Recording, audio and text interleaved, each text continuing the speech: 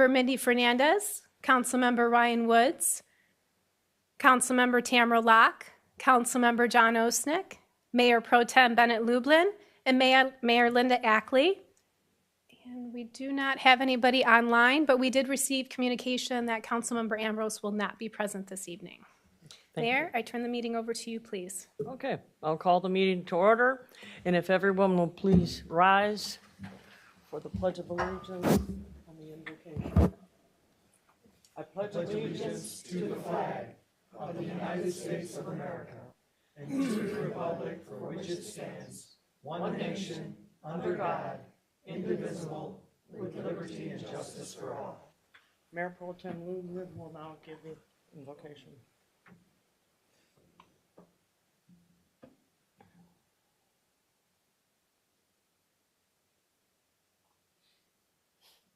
Thank you for your patience there. Dear God, we ask you to preside over this meeting tonight.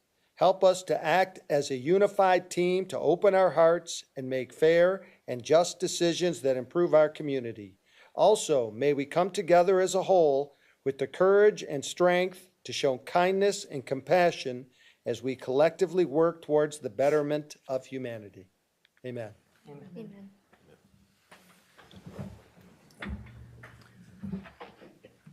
Roll call, please. Ackley, Here. Ambrose, Fernandez. Here. Locke. Here. Lublin. Here. Osnick. Here. Woods. Here. The chair would entertain a motion to excuse Councilmember Ambrose. So moved. What's the second? All those in favor? Aye. Opposed? Okay, next item on the agenda, Mr. City Manager, would you? Mayor, members of council, we have tonight a speaker and a presentation from Mr. Drew Sandell. He's with the Water Resource Commissioner's Office. This presentation was requested by administration after the several discussions that we've had here at council about what we should do with the sewer hookups and that. And I think he can give us some insight in what they're doing countywide, and it will give some background to members of council. Some of you have been here a long time when they actually put the sewers in, and I think that's what the discussion's about. So if Mr. Sandell is ready, we're going to give a shot. The very first PowerPoint presentation on our brand new 94-inch screen. All right, thank you. Again, my name is Drew Sandell. I'm Chief Engineer Sewer Systems at the county. Tonight we're going to go over, from a technical standpoint, what options exist to repair sewer leads. I'm not an attorney. There are some items that need to be addressed through legal counsel and through our office. I know you guys have great legal counsel, so I'm sure they're advising you on that aspect of it. I want to present to you what's out there as far as how do we repair sewer leads, and what are we seeing in your system. So typically speaking, the sewer leads are private, as you're well aware. There are a couple of different entities that get involved. You have the right-of-way aspect that may go up behind the sidewalk that's considered. Right-of-way permit would be required if you're doing any work within the right-of-way itself. Then, usually in the communities we see, there would be a plumbing permit required if it's outside of the right-of-way. Now, everything leading up to the sewer, again, would be private, including the tap into the sewer. So that's usually not something that's handled from the public realm. We don't correct defective taps. So this next slide, a little bit of background. And I'm going to jump ahead here. So when I just said defective tap, what do I mean?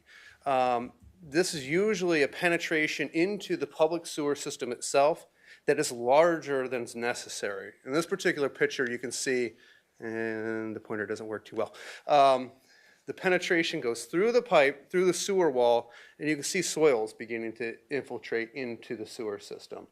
Again, defective tap, usually a private responsibility to address. All right, so it's a very important aspect to consider as we go through repair methods. Your system, we're looking at about 143,000 linear feet of sewer system. Most of it's installed in the 70s. Typically, what we see is clay sewer leads. Why is that important? Clay sewer leads, typically, they hold a lot of moisture. Roots love that.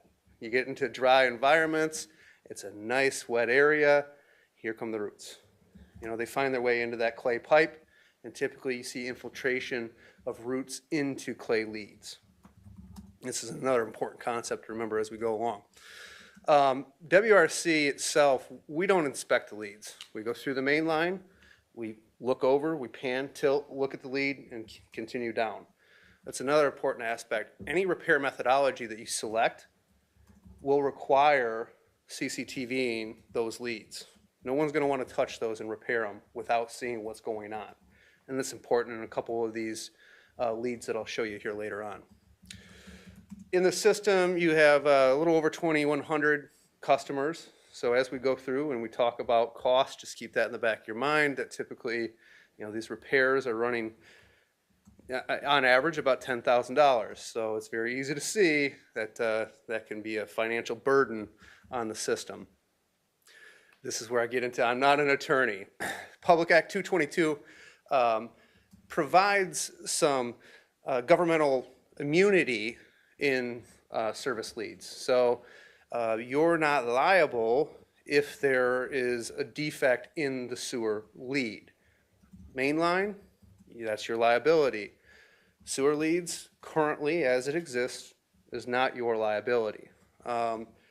Also, we're unable to spend public funds on private property at this time. And I put this in here just as a reminder, if ultimately the level of service that you want is to do sewer leads, then some sort of resolution would need to be adopted stating these are public leads.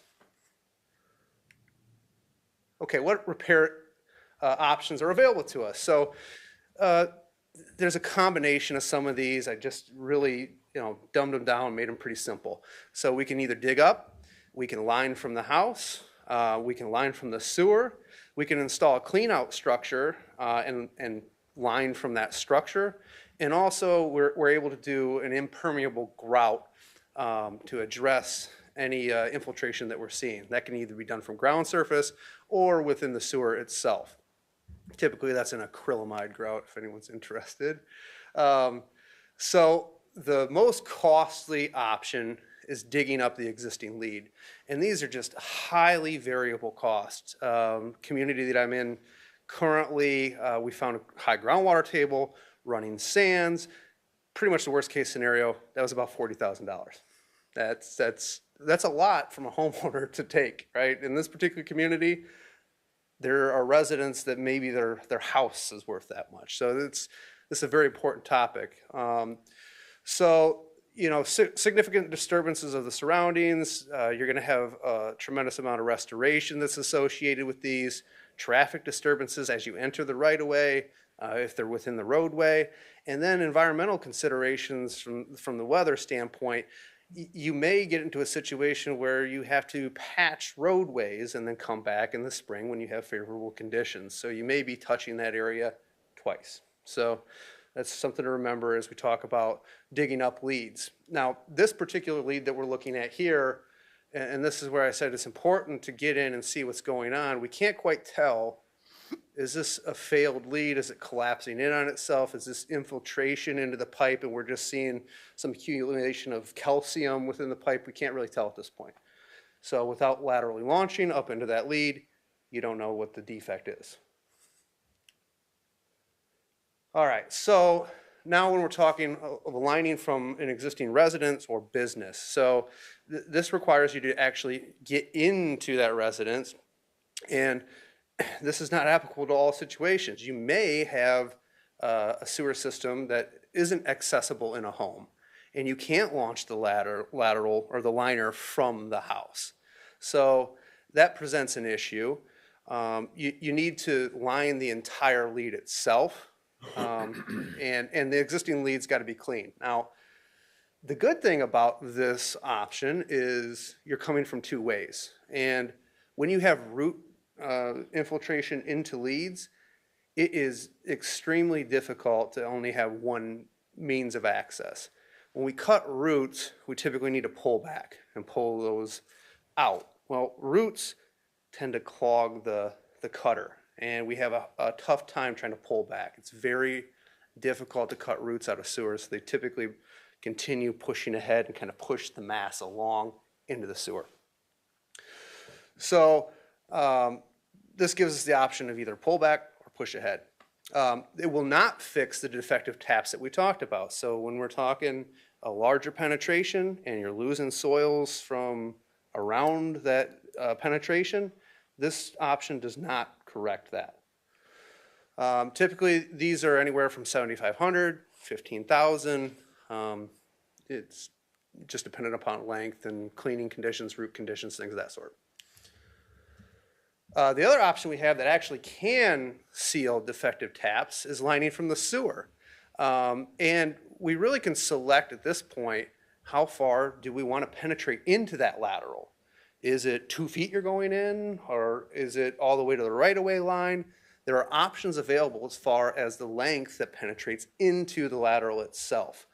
Again, just a great benefit in the ability to seal off any defective taps that you have. However, this option only provides one means of access into the lead.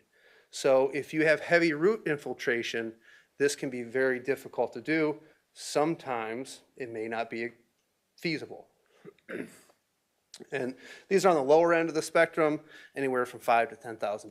So pretty cost effective if you can get in there.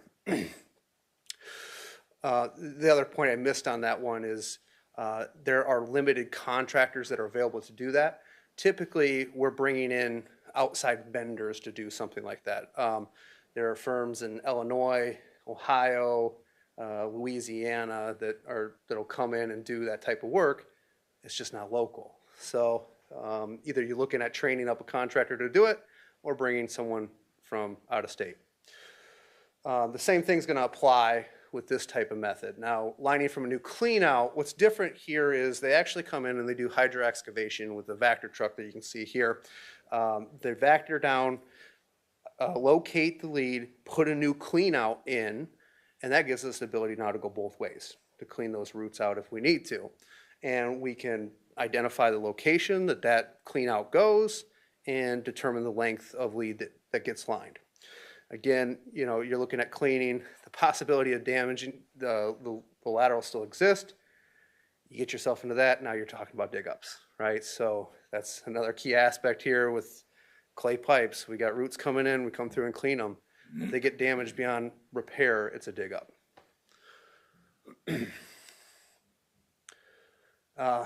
This particular lead is my opportunity here to say, don't flush grease, don't flush flushable wipes. You likely have some of this going on in the system. This is actually a lead from Walled Lake, but you know, you're talking about cleaning partially blocked leads when we do get into this scope of work. So this is grease, this is flushable wipes that you're seeing here. Impermeable grout, we can come in a couple different ways, either from the ground surface or within the pipe and eject a grout. So there is some risk when you do grouting. Grout tends to travel, takes the path of least resistance. You may get a travel path that goes past what you're able to look up into the lead and potentially have a blockage. So we can adjust set times on grout to try to avoid that. There's no guarantee, you know, so it's something that can be implemented, but it does come with risk. This is the lowest cost, and there are local contractors that are fully capable of performing this work. All right, when we talk funding, three options that I threw out here, homeowner, reserve, and then an insurance program. So our legal team doesn't particularly care for the first bullet point. You could come in and repair these on an individual basis, put it on their taxes, establish a payback period, and address if you have a defective tap, there's a sinkhole in a road, you need to get it corrected right away. That's an option that exists out there. You also could look and consider doing special assessment districts, you know, if you're doing roadways, things of that sort. Maybe you want to ensure all the leads are good in this particular area, come through and do those. Now, I will say, I just have a project that's kicking off, and we did consider this, and we got into the point where we did look at the leads, and the average cost in this particular community was $20,000 per lead. And they had 380 leads. So that dollar amount, they decided to back down and say, okay, we're not gonna do all of these. So that, you know, it begins to really accumulate when we're talking about going through and repairing all of these. Reserve funded. First and foremost, this is the first that I've been back since we talked about the CWSRF that we had applied for.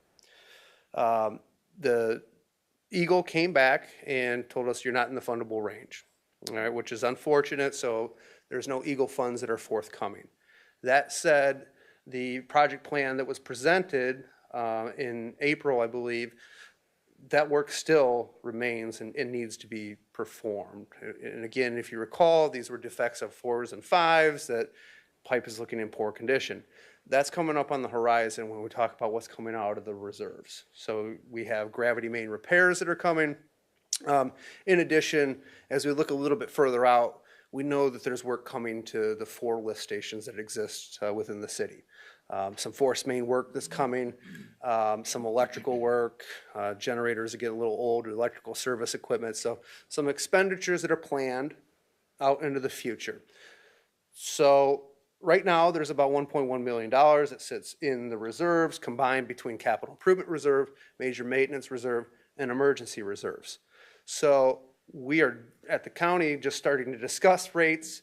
Ultimately, if the level of service that you dictate is we want to do leads, we need to start talking about that soon to get it baked into the rates and the projects that we're planning as far as lining projects that are upcoming in the 5-year window. So that $1 million of sewer repairs I'm talking about, a good chunk of that, over I think 7,200 linear feet, is liners. It's a good opportunity to get in and do lateral lining if that's what we choose to do. But if that decision's made, we need to know as we start to roll out rates. Third option, and this is one that I don't have a lot of experience with. I've worked on preparing requests for proposals for an insurance program, and these do exist, whether it's Royal Oak Township, which I took as an excerpt out of their website. It's on this slide. DWSD has a program they also offer, a lead insurance program that a third party comes in and performs the repair. So, you know, the cost is covered by the insurer for a deductible. That's a level of service, again, you can identify what's the deductible for your residents. You could work on setting that and establishing that level of coverage. There are a couple of different options when we talk lead insurance programs, whether it's an optional buy-in, obviously from just the insurer's standpoint, smaller pool, higher cost, you know, so there's that you have to consider. And then as far as the reserve funding program, which whether you contribute towards the monthly payment amount or the annual amount for the insurance, you know, you cover all your residents, you have a greater pool, rates are a little bit lower. So something that can be considered outside of, you know, do we come in and perform the repairs, or do we have a third party come in and do it through an insurance program? It's administered elsewhere. It's not something that we currently see in the systems that we operate and maintain. We don't have any of these out here. Like I said, we just put together a request for proposal 2 months ago, and no bids came through. Okay, that's all I had. As far as repair options, if there are any questions, I'd be glad to answer them. Yeah. So we have how many that are in that 4 or 5 category of something that needs to be addressed? Yeah, I'd have to look at the total count of pipe segments, but off the top of my head, it was on the order of like 7,200 linear feet that needs to be lined. There are a couple other spot repairs that exist out there, but I'm talking full length liners, end to end, manhole to manhole. And an estimate of a cost of 7,200 linear feet? And we're not holding you to any number. Yeah. You know, I mean, is it $10,000, you know, or what's the average per foot? Yeah, it really varies on diameter. Some of your sewer here is 15-inch, some of it's 8-inch. You know, you can get from $200 to $500 a foot in some of this stuff. Walled Lake, at present time, we have contracted with WRC to reline some of our mains. Now, when these mains are relined, apparently you've got a couple of different ways of putting the liner in. Yes, we do. Then you have to go back in and reopen the laterals, That's right. Yep. okay? Now, if you have an issue with the going back into the, opening up the lateral, who bears that? Is that on WRC? We have to provide an unimpeded entrance into the sewer. Okay, so if you have, but I'm just saying, you're going from a sewer line to a clay pipe. Yep, Okay? It's yeah. Typically 6-inch, okay? If there's an issue with broaching back into the lateral, and there's an issue, is that borne by the homeowner or by the city? Or is it part of WRC's process to remediate that? I haven't seen like a failed tap in. We come in and cut them out, you know, and there's, Okay. when we line them, we see a dimple, so we identify that location. And we come back through and inspect it and ensure they're completely So cut out. basically, when you reline, there's a dimple, You see 'em. Okay? Yep. So it's easily seen, Yes. okay? And Yep. that's how you broach back into a lateral, Yep. okay? All right. So there shouldn't be any issue with that, No. okay?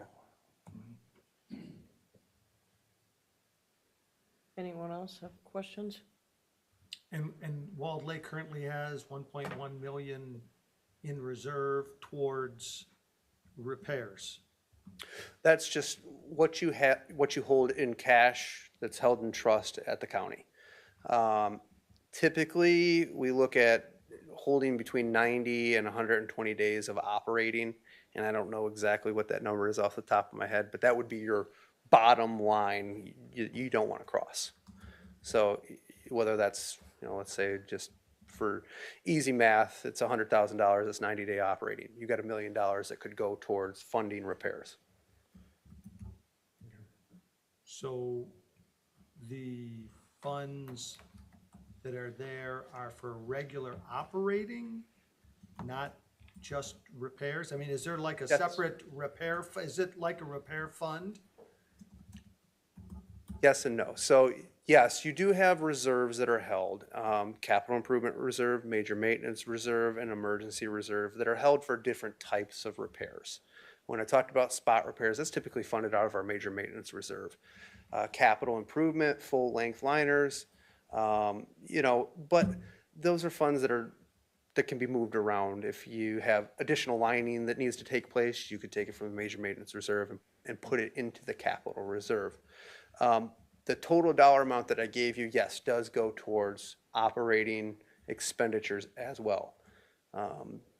You know, things like our staff coming out, responding to sewer backups and things of that sort are borne through the operating expenses.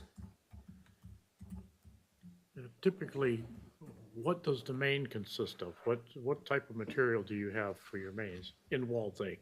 Is it a clay or is it something different? I would have to look at the breakdown, but there is reinforced concrete pipe out here. There's Okay. plastic pipe, there's truss pipe, there's Well, the percentages I don't have off the top of my so head. basically, the stuff that was put in the ground in the 70s is probably reinforced concrete. It's probably RCP, yeah, reinforced concrete. All right, that makes sense. Yep. Okay, anyone else?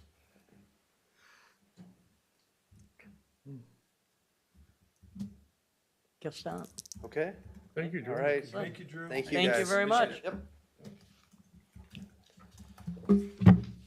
Mayor, Yes. I'm not sure that this helped everybody make a decision tonight, and from the administrative standpoint, we're not looking for you to make a decision later in the evening on anything. It's a starting point because of all the questions that were raised.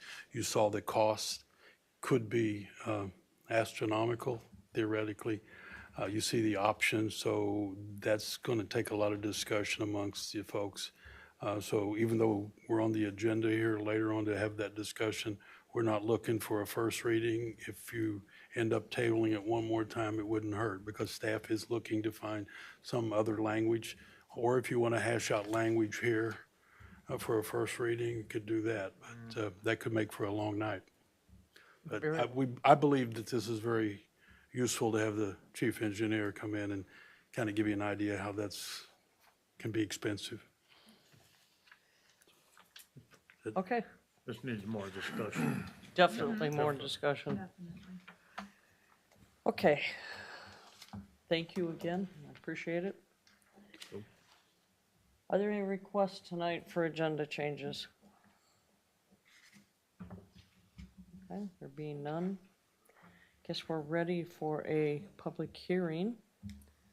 And this would be the request for the approval of the recommendation of the CDBG funds for program year 2024.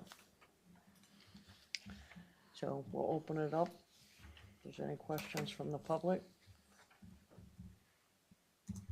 Anyone have any out there? Okay. Not online either. None online? Okay. Okay, we'll close the public hearing. And, Mayor, this would be the time that I would call on the fire chief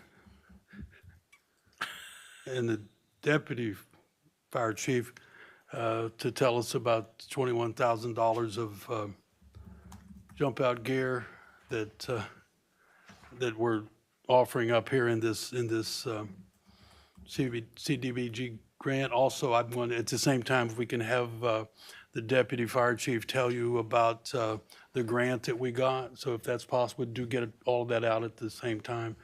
But should we start with Jason to tell you about a grant we got in the fire department?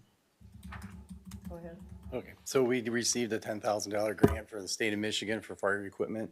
There was multiple grants available, and we put in for it, and it's for specific fire equipment. So we put in for thermal imagers. This is an example. They're personal thermal imagers. We already have 7 of these on our apparatus. So this grant will provide us with additional 10. 2 of them, 8 of them are the same as that. 2 of them are slightly larger, more for an outside view of the building. It gives you a little bit bigger screen. So they'll put an air pack on every air pack on our engine and ladder truck. And that's with the new technology, it makes it a lot smaller. Our older thermal imagers were about the size of a shoebox. And now they're like the size of a cell phone. So that's a really big advancement for us, and it's going to be great for our firefighter safety and for the citizens who help us too with search and rescue and also for fire attack and overhaul after a fire is put out. So Fantastic. Very good. Chief, Fire Chief Shekinnis, could you tell the council about the $21,000 you're looking to get dedicated with the CDBG funds? Yes, sir. So something council's seen before. So this year, we're asking for council approval to replace 10 sets of turnout gear. And included in that is the coat, pants, boots, and a helmet. So obviously, life-saving equipment for our firefighters, obviously used on fires, also used on motor vehicle accidents and extrications.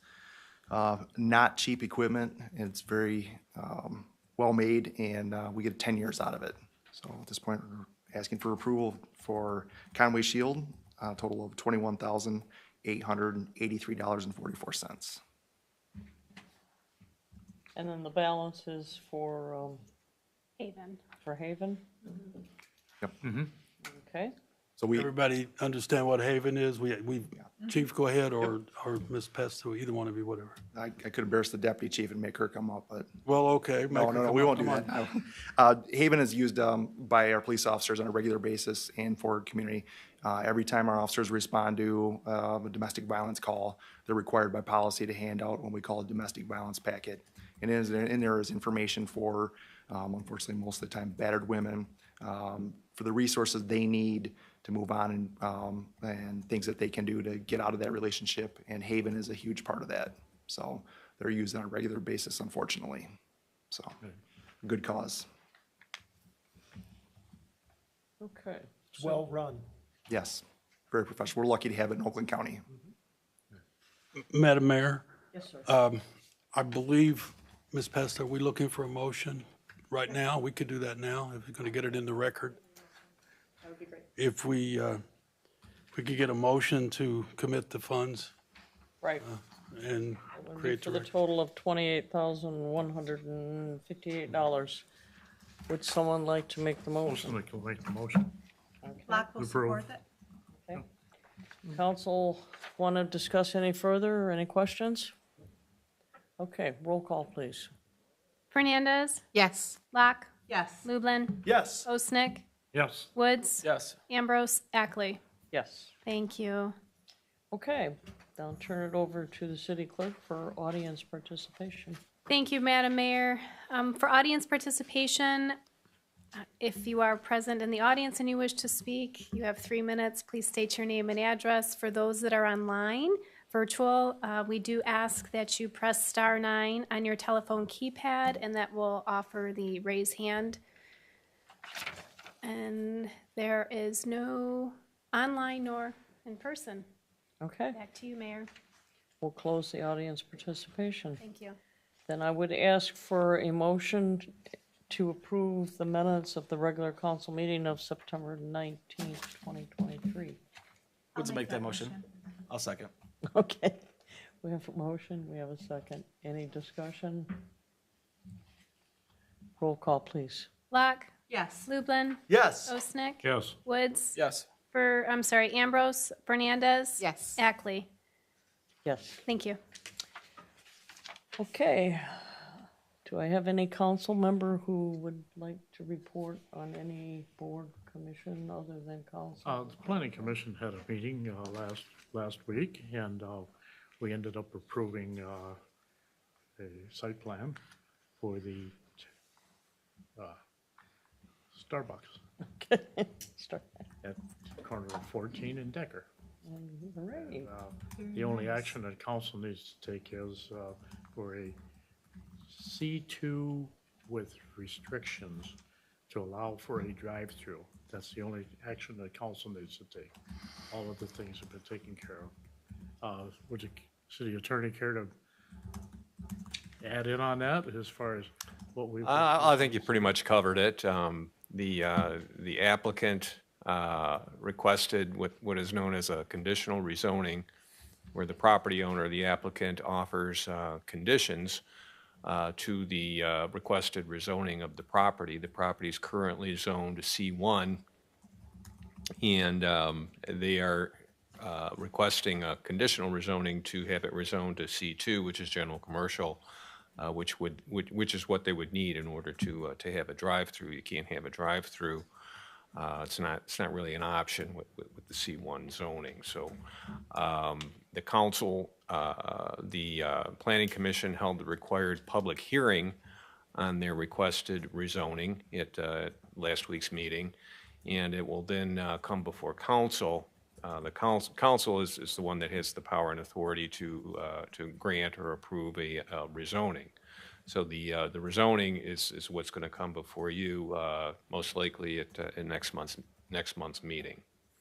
So hopefully they still got a couple of details that they need to take care of before it's ready to come from before council. I do anticipate that it will be ready for next month. And the rezoning just requires one meeting, it's one. I actually have to double check that. A rezoning technically is an amendment, is an ordinance amendment, so it may require 2 meetings, a first and a second reading. All righty. Thank you, Dan. Any other council member have anything? Library is going to meet this Friday, but they had their grand reopening on Saturday, even with the very poor weather. The rain was horizontal. There was over 100 participants. The flooring looks great, and the bookshelves and lighting, and You know, we've now have our interior looking as good as our technology and our materials, so. Thank you. Anyone else? Parks and Rec met, and we discussed that there are just a couple market days left at our Wild Lake Market. We talked about the linear trail, the Wild Lake Trail, and cleaning that up and working with the businesses along there to clean that up so we look nice for the trail users, and talked about the upcoming holiday tree lighting that will be coming up on December 4th. So hopefully everybody can make it out. Thank you. Anyone else? Mayor's report. I hope to see everyone at the Mayor's Trunk or Treat on the 29th. It's becoming an annual event that a lot of people look forward to, including myself. And according to Mr. Millen at the DDA meeting, we're having many more booths than we thought we were going to have. So I hope he wasn't just pulling our leg and it's really going to happen. But I look forward to seeing everyone. I was able to attend the open houses on Saturday at the fire hall and the library. A little disappointed in the weather. I don't know who broke the connection and let it rain, but we sure had a nasty day. But everybody seemed to make the best of the situation and have fun. I know a lot of the little ones are kind of disappointed over at the fire hall, but they came inside and had fun anyways. And there was a lot going on at the library, and the library looks very nice. Very impressed with everything. So it was a good weekend. And again, I look forward to seeing everyone on week from Sunday. I noticed that it's changed to Sunday this year. Well, when it was originally set up, I asked for it to be on Sunday or Saturday. And the next thing I knew, I was telling everybody it was Saturday, and somebody said, "Oh, no, Mayor, it's Sunday." And then somebody told me it was because there was a Michigan State football game, which is not that Saturday. I think Michigan's the only game that plays that Saturday, but it was changed. So it's on Sunday, and we'll just have a fun time on the 29th. What does the mayor got to say about it? It's just her trunk or treat. So I assumed it was changed for a good reason, and it worked out, and everything's fine. So. Michigan State game is a good reason. That was a good reason, but it's not that Saturday. And I think it's a night game this year too, if I'm right. Doesn't matter. Still a good reason. And who would have thought the Lions, you know, who play on Sunday, but actually they play the next day, Monday Night Football, so there's no conflict with people wanting to see the Lions play, which is. But then somebody told me Michigan's actually playing Penn State that Saturday, I think, before trunk or treat. And that is kind of a big game. Or Michigan's playing Penn State. Yeah. So I guess it all worked out for the best. It is what it is. So show up on Sunday the 29th. Because if you get there Saturday, there won't be anybody there. Okay. City manager, sir. Members of council, mayor, I have a couple of things that are not on the agenda just to give you an update on. Each council member has touched on a few of those things, but we're going to give you an update on a couple of things. First, I'd like a motion to receive and file the consent agenda. Black will make that motion. Lublin supports. Okay, well, support the motion, or a motion and a support. Anybody have any comments or questions? Roll call, please. Lublin? Yes. Osnick? Yes. Woods? Yes. Ambrose? Fernandez? Yes. Locke? Yes. Ackley? Yes. Thank you. Okay. Another item I got is about economic development. Each of you touched on that. I think Councilmember Osnick touched on it. I would see if Ms. Jakeway is ready to give us a little update on a couple of 3 projects that we had going on. They're taking kind of twists and turns, so being updated on that would be useful. Ms. Jakeway, give you a minute. Okay. Start with Starbucks, since that's where the council member went, and then touch on the last one would be Taco Bell and our problems there, and then come and go. If we haven't said it out loud, doesn't look like it's going to go. So give us a quick update. Okay, good evening, council. So as Councilmember Osnick mentioned, the Planning Commission did approve a site plan, the special land use, and the conditional rezoning for 14 Mile. The only outstanding issues are what the conditions are going to be for that rezoning, and as City Attorney mentioned, it should be coming back before council for the conditions and council's input next month. 800 North Pontiac Trail did receive site plan and special land use approval for a drive-through Taco Bell. The only concern that has been brought up with this proposed project is with the road commission. They have not signed off on the double accesses off of Pontiac Trail. We'll be meeting with them tomorrow morning to discuss their input as to how that site can be reconfigured, and also looking over the traffic impact study and looking to see what solutions we can come up with to have that project move forward, even though the city has already signed off on the site plan. And the other project that we discussed at DDA was with Come and Go. They did receive site plan and special land use approval, but as of last week, they did inform the city that they will not be pursuing this project, and they have decided to pull out. That's economic development. Since I've got you at the microphone, why don't I give them an update on the end of Marketplace? Some of the changes we made on that. So we have 2 markets remaining. Tomorrow we'll be having our Harvest Festival, so if you guys are able to come out from 11 to 2, we'll be having live music, crafts for the kids, and treats and goodies and food available. The last market is going to be the following Wednesday, so next Wednesday is our last market. Ms. Hall has been doing a tremendous job of orchestrating it. I believe she has also been working on a survey to send out to the vendors afterward.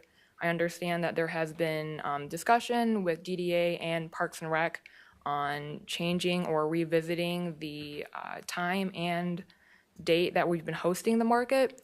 So after we receive input from our vendors on their availability, maybe that's something we can reconsider moving forward. But as we've previously stated at multiple meetings with Parks and at DDA, there is a reason as to why our market is hosted on Wednesday based off of the vendors' availability and staffing with the city. I got one more thing. Ms. Jakeway, explain to the council what you will be doing tomorrow afternoon, representing the city of Walled Lake. Tomorrow afternoon, I have had the opportunity to go before Leadership Oakland. It's a program that's not directly run through Oakland County, but it is a program that multiple people on leadership positions across multiple fields apply to this program, and if they're selected, it's about a 9-month training session where different community members are able to learn more about things that are going on in Oakland County. So the leadership group asked me to speak on the interviews with elected officials. So one of the tasks that the Leadership Oakland group class is assigned is interviewing elected officials. So tomorrow I'll be discussing with the class on their findings of the interviews that they hosted with their elected officials that they were able to have. So I'm looking forward to it. I was a part of this program and a graduate last year, so it'll be nice to kind of go back and be a panelist and kind of do some discussions with them. It's a great program. Congratulations. Great. Thank you. Sorry about that, Ms. Jakeway. You can sit down. And you've made arrangements for better weather for tomorrow, right? Yeah. Oh, okay. All right, anything else, sir?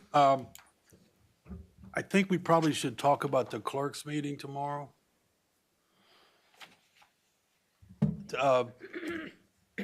I can let either three of you, since good go, but I think all of the ladies who are certified clerks, all four of them. Jennifer, you're the city clerk, so explain to the council what we're there doing is- with Commissioner.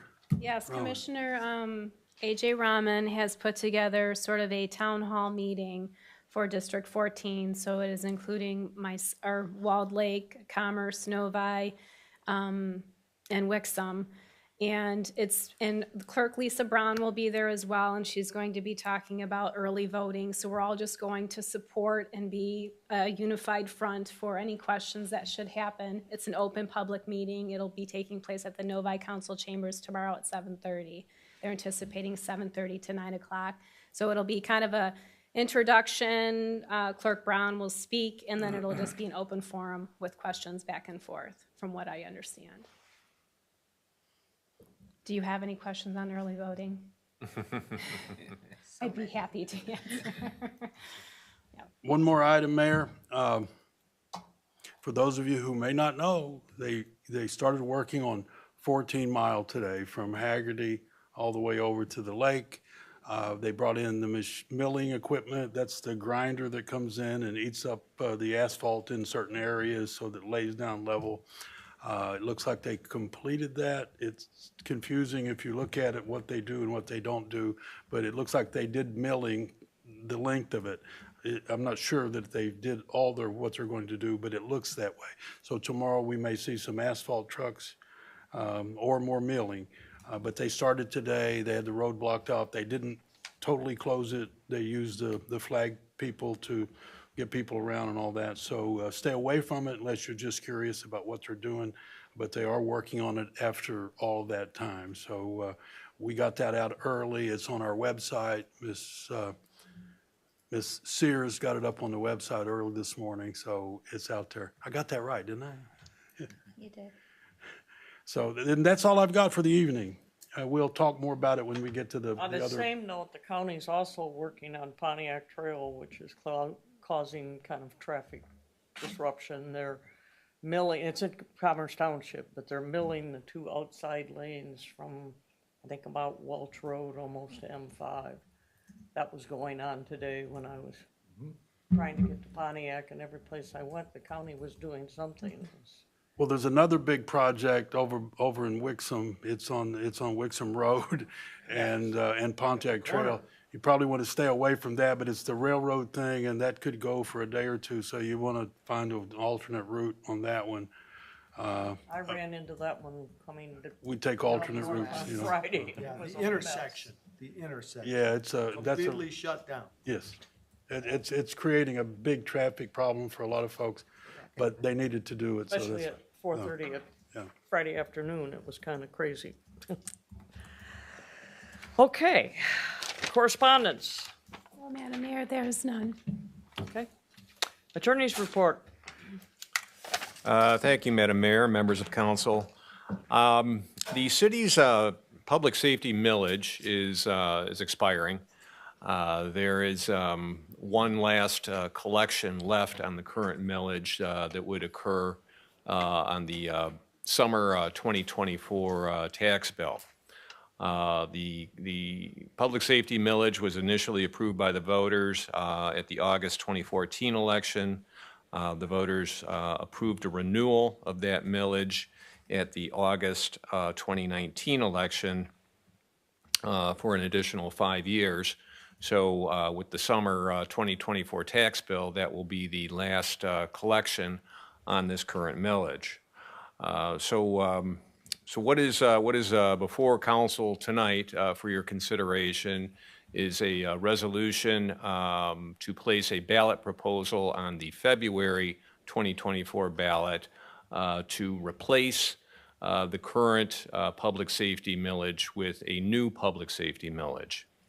The way that would work is if it was approved by the voters, the new millage would replace the current millage, so the last collection on the current millage would be eliminated. It would not occur, and instead the new millage, if it gets approved, if it goes before the voters, and if it gets approved, would start with the summer 2024 tax bill the collection. The replacement millage does propose an increase in the millage rate. The voters initially approved the current millage at in an amount not to exceed 3.95 mils. With the Headley rollbacks over the course of the last 9 years, it's currently down to approximately 3.7 mils. So this would help to recapture some of that tax revenue, some of those mills that were lost over the years due to the Headley rollback, and also, to account for inflation and increased personnel costs, and the price of everything has obviously gone up. Some additional mills to cover that as well. As the city manager and our police and fire chief would tell you, the city relies very heavily on the funding from the public safety millage to fund the police and fire department. So it is an extremely important source of revenue for the city. The city does have another option, would be to just do a straight up replacement millage or a straight up replacement ballot proposal that would ask the voters to, or I'm sorry, not replace, but renew. A renewal ballot proposal that would ask the voters to renew the expiring public safety millage. But that would go before the voters at a later election. That's not something that the city would place on the February 2024 ballot. It would go on a subsequent ballot. So if council was to place this replacement millage before the voters at the February 2024 election, if it did not pass, the current millage would remain in place. So you would still get that final collection on the summer 2024 tax bill for the current millage, and then you would still have the option of placing a ballot proposal for a renewal at a later election after the current millage expired. Okay. Yes, sir. The proposed resolution would be in perpetuity now. We're changing it from every 5 years to perpetuity? No, it's every five. It would just the new millage, the proposed new millage that would replace the current millage. If approved by the voters, it would be at a maximum of 4.2 mils for 8 years. That's what's being proposed by way of the ballot proposal.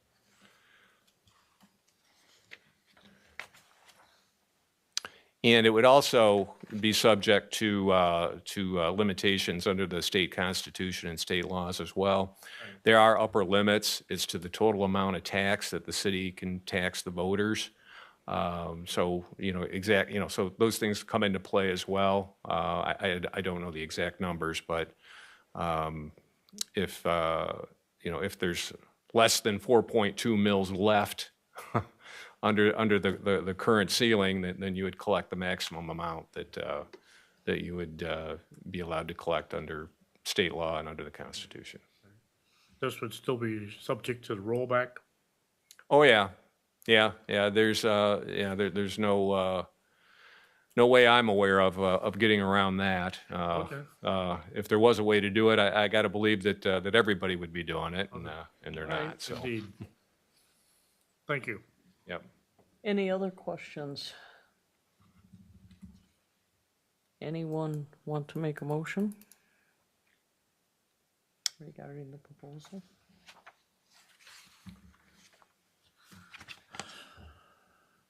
Olsonick will make a motion to a resolution to approve the language for a ballot proposal to replace the current public safety millage with a new public safety millage. This being resolution 2023-86. 86. 86, yes, sir. What was that number again? 86. Excuse me, I'm sorry, my voice is going. That's okay. Don't everyone speak up with a second. Fernandez will second. Okay, thank you. Madam Mayor would like to speak under discussion. Okay. Administration, public safety, we would recommend we move forward with this proposal. There are dwindling revenues even with our millage, with the rollback. If we continue on even with the older approach, it will ultimately result in layoffs. We're losing revenue for several reasons. First of all, we're not like the neighboring communities who have a lot of growth. We do not have a lot of growth. Our taxable value is not exploding. Indeed, it's dropping because of the tribunals will reduce the value, so that not only are we dealing with the reduction of value of property, but we're also the rollback. So the dollars we're getting are not even the same as they were. And even at the upper limit of what we could tax for, or what you could tax for, or put on the ballot for taxing, it still doesn't give us enough to be comfortable. So the idea that we can continue without a revenue source is going to bring up the idea of laying people off. And it could start in the front office, it could start in public safety. One of our departments, Public Works, they're pretty much down as far as they can go, considering the work level they got. But if we do not move forward, let the public speak to this issue, we could find ourselves laying people off from the front office to the fire to the police all over again. So it's critical that we at least let the voters address this. So I need your vote. Yeah, we need to get the message out to them and I guess explain to them. And I mean, everybody's going to say, well, my property, a lot of people's property values went up. But I think they need the explanation. I've not seen an explosion in tax revenue. No. I've Headley is rolling, when they say the millage is going up, but if they roll it back, and I think that's what the attorney did a nice job of explaining that, but it's a complicated process. It is. We don't deal in the complicated process, we deal in revenue, and we're getting less, and if we don't make an adjustment, we're gonna have to lay people off. They just see their assessments going up and that's what they look at and they think, we're rolling in money up here. I've been doing this for how long, Mayor? Haven't you heard the same thing for 40 years? Yeah, I've heard the same thing for 40-some years. I got all the bruises and bumps, but we just got to get out there and let people know the seriousness of it. Our public safety department is of complete importance. We must keep that strong, and it's looking to replace, not to really increase. There's not a large increase proposed. So it's something that does need to be supported, and I support it. Anyone else? Roll call, please. Osnick? Yes. Woods? Yes. Ambrose? Fernandez? Yes. Locke? Yes. Lublin? Yes. Ackley? Yes. Thank you. Thank you, Council. Next item is first reading of ordinance to amend Chapter 82 Utility Sewer Services. I would like to see the council table this, but I'm not sure what your pleasure is based on our conversation tonight. I would move that we keep this back, put this back on the table, pending more information and consideration from all of the members of council and from our attorney, as well as from our city engineering firms. And we still need more input. We still need a lot more input. Okay. Lots more. Yes. Woods will second that motion. Okay. Any discussion? Roll call, please. Woods? Yes. Ambrose? Fernandez? Yes. Locke? Yes. Lublin? Yes. Osnick? Yes. Ackley? Yes. Thank you. Okay, then we have a motion or a resolution to reschedule our organizational meeting of Monday, November 13th to the next regular scheduled council meeting.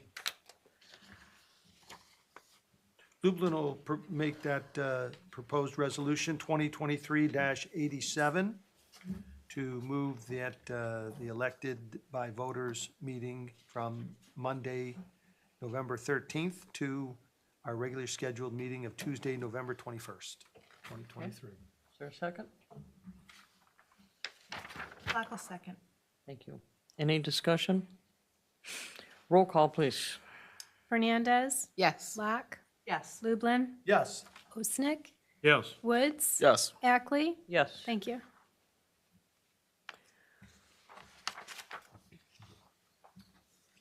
Okay, the next one, somehow I got out of order here. I've lost my proposed schedule. Schedule of meetings? Yeah, I don't know where it went. Here it is. Okay. We need to approve the resolution for the scheduled meetings for 2023, which is resolution 2023-87, scheduled for 24, I'm sorry. Clock will make that motion. Motion Nichols second. Okay, we have a motion and a second. Any discussion? It's been an issue for the past, I think 10 years now for me, the day after a holiday. Looks like we have just one in the next schedule that I won't be able to be. Which at. day are you referring to? February 20th. Okay. I think we can excuse you. We'll excuse you. Take your phone with you. You can Zoom us as you Zoom. Sitting on the side of the road. Okay. Why not? Any other comments? Roll call.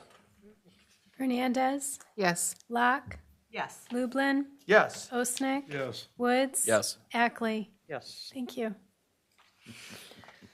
Okay, the next one is the proposed resolution for delinquent nuisance receivables to be placed on the 2023 December tax roll. Do I have a motion? Woods will make that motion. Fernandez will second. That being what, 2023-89? That's affirmative. Yes. Yep, the previous one was 88, so this is 89 now. Any comments, questions? Roll call, please. Locke, Yes. Lublin, Yes. Osnick. Yes. Woods. Yes. Rose Fernandez. Yes. Ackley. Yes. Thank you. And the last resolution is approving the special assessments for repair and maintenance to the green, well, to several drains. And that would be 2023-890. Do I have a motion, please? Clock will make that motion. We have support. Woods will second. Okay, we have a motion, we have support. Any questions or comments? Roll call, please. Lublin, Yes. Osnick. Yes. Woods. Yes. Ambrose Fernandez. Yes. Locke. Yes. Ackley. Yes. Thank you. Council comments. Fernandez. Yeah, always starts here. I want to thank everybody for all the work that they've done on all these, keeping us all organized, and all the things that we have to do as a body to make sure the city is running efficiently and effectively, and you all are a part of that for the staff, and I really appreciate that. I do want to encourage everybody to come out to the tree lighting. It's always a fun time. Bands will be there, and it'll be a great time to start the season. And we all need some good things in our life, so come on out. Thank you. Mr. Woods? I'll echo the statements from before. I attended the library grand opening, the fire open house between the fire staff and the police staff. Excellent, well done. My kids had a great time, even though it was wet. They still went through the bounce house.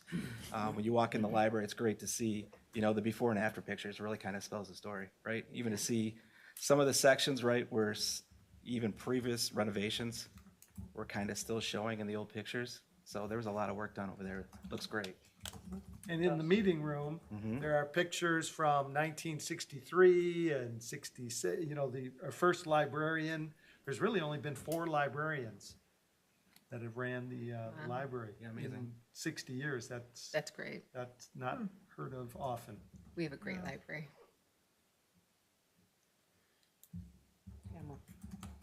I'd just like to echo what my fellow council members have said. Thank you, everyone. And I'm really hoping, fingers crossed, that the weather holds out for us for the trunk or treating. It's always fun seeing the little ones out there. Indeed. Mr. O. I'm glad to see that everybody will be here coming out for the trunk and treat. And also that we have a early voting that's going to be coming up. That's going to be very important. This is a dry run for this year, and it is a prelude to the national election for next year. And Ms. Stewart will be spearheading all of that along with her staff, as usual, all well-trained, thanks to our illustrious leader, L. Dennis Witt, who happens to be the mentor for all of these people. And also, as far as the public safety millage, I hope everybody comes out and is approving of that millage, because we have some of the finest fire and police force in the area, if not the finest. Especially our deputy fire chief and our new acting fire chief. He's interim fire chief. He went to his first fire the other day, It's our police and he chief yelled, acting, he right? yelled, hot, wet. Just make sure you have plenty of wetting agent. Well, he's got the deputy fire chief to back him up, so thank goodness for that. We are making progress, since you mentioned that, Mayor. We're making progress. We're working with the Human Resource Director, and we're doing some work, and we'll be going out officially in the next few weeks. There's no rush. They've been making some adjustments, taking some inventory, if you will, next door in the fire department, and while the acting chief of police runs her side. So we're working on it, but we're not in a rush to get it done, make some adjustments over there, taking stock of what we got and how we can do it better. And before we're done, we will make a choice, and when I do that, I will meet with each one of you before I name the new, my choice for fire chief. Each of you know that when I make that choice, you have a vote, and 4 of you can reject my choice. So we have to be delicate to make sure I pick the right person for the job. It'll be a little time before we make that call. You'll know ahead of time. That's that Saturday meeting with the Saturday and Sunday coffee in my office. So I'll let you know. Thank you. Be careful of those adjustments when someone retires. I just found out 50% of my office no longer exists after I retire, so be careful. I don't think that's gonna happen. We need everybody. 2 comments. One, it's about time for 14 Mile. That's been way overdue, so. We have been talking about it for a long time. I mean, I can't hearing remember about when it. it wasn't a mess. What, 4 years, Yeah. 5 years? It's been ridiculous. So good to see that'll finally get done. And kudos to our fire department for obtaining the $10,000 grant for those sensors. Well done.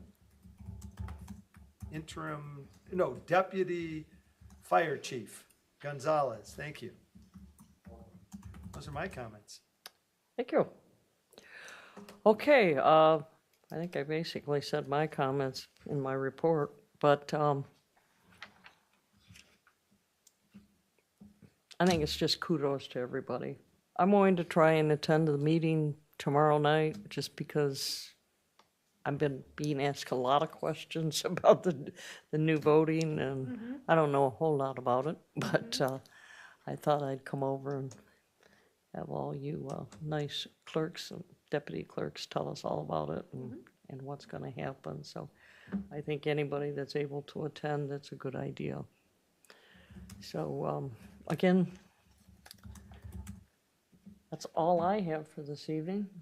Does anybody have something they forgot? Then Motion to adjourn. let's adjourn.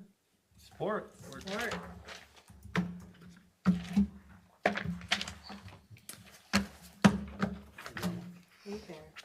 Thanks for coming. Yeah. I know, I always get a little anxious. So, our illustrious panel over there, when we see that sort of look on the screen, that means that we are done. Yeah, I